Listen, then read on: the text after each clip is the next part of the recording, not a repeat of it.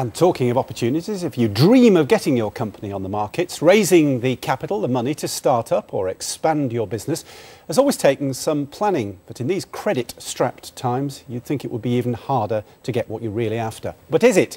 Rachel's been finding out. So you've got a pot of inspiration, lashings of ambition, and maybe even a slice of experience. But if you don't have the money to back it up, your business idea could soon go past its sell-by date. 3 years ago, Tim Hall opened his first sandwich shop in East London. With the vision of a 21st century fast food chain, he says the hardest thing about starting up was raising the cash. We've raised about 80% of our total funding through Business Angels, primarily because that is really the only way to raise money for a very early stage retail business, which is what Pod is. The venture capital community and the private equity community won't look at businesses at this very early stage.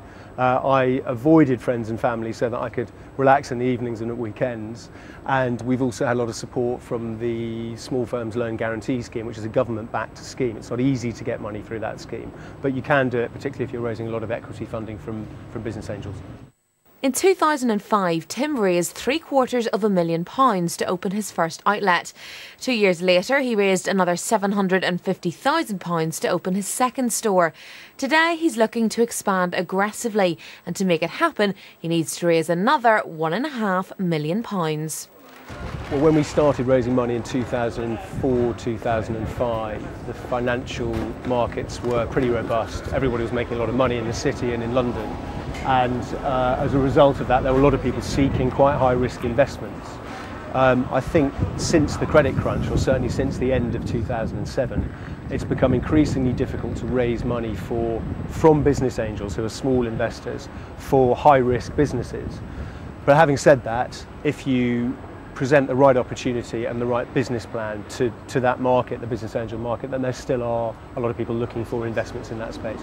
I think in order to raise finance from business angels, there are two things you should focus on, and probably the most important one is to think about your business from the perspective of the overall marketplace. So if you're making plastic bottles, for example, don't just focus on your own bottle and your own business, but focus on why that marketplace is exciting and why the investor coming into that marketplace is likely to be investing in a growing market. That's the first critical thing. The second thing, I think, is to concentrate on looking at the business from the perspective of the investor. You know, he's not that bothered about your particular individual company. What he cares about is whether he can get his money into something, see it go up by 5 times in value, and then get it out. And the more you talk to him about that opportunity, I think the more likely you are to raise money.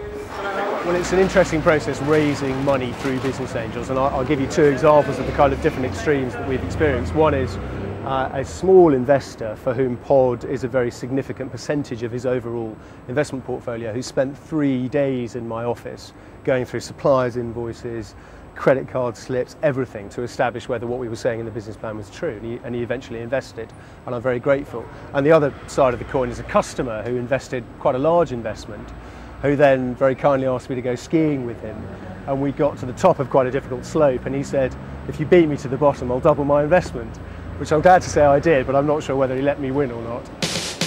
Pod have already raised £1 million from their existing shareholders, and so have come to this investment fair to raise the extra £500,000. 30 companies have paid £850 each for a table and a chance to talk to around 200 private investors or business angels. But when it comes to handing out their cash, are the angels feeling the influence of the credit crunch? I have to say not a great deal so far, because although the financial markets have deteriorated, the business community is still quite strong.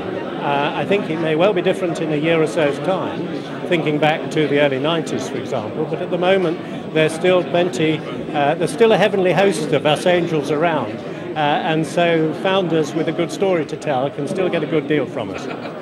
It's that good deal that Pod have been trying to secure all day, and it seems to have worked.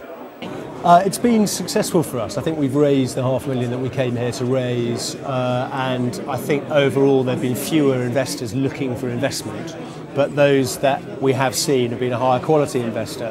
I think potentially the economic climate has weeded out smaller and perhaps less serious investors.